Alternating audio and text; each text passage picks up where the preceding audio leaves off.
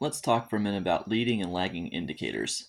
So, a leading indicator is something that you can look at and say, wow, if this keeps happening, we're going to see more of this thing start happening. And a lagging indicator is something where the thing that happens produces a result that you can measure, and you're like, oh, this means that this thing must be happening. And sandwich in the middle somewhere is the thing that you're actually interested in. Now, let's talk about how does that apply in real life. So, for example, a leading indicator of something that I think is really important is um, like my experience going to a restaurant and seeing all of the um, young women for homecoming dressed up like basically like sex workers. Um, and that's a leading indicator of some things that are going to be problems.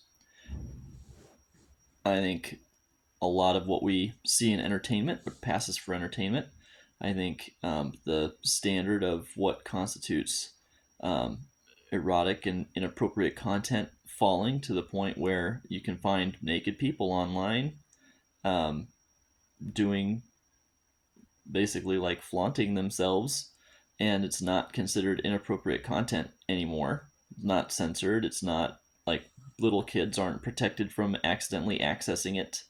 Um, these are all leading indicators of problems that we're going to encounter. What's the lagging indicator?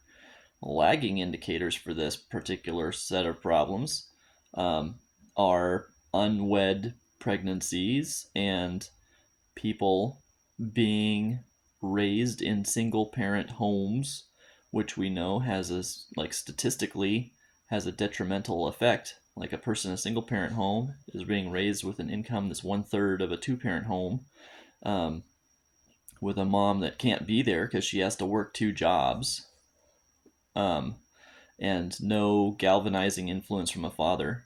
It doesn't matter how much your mom loves you. If you don't have a father to kick your butt and be like, you will do what your mom says, the statistics show that the chances of you ending up in jail are just astronomical. And so, like, that's what we're setting ourselves up for.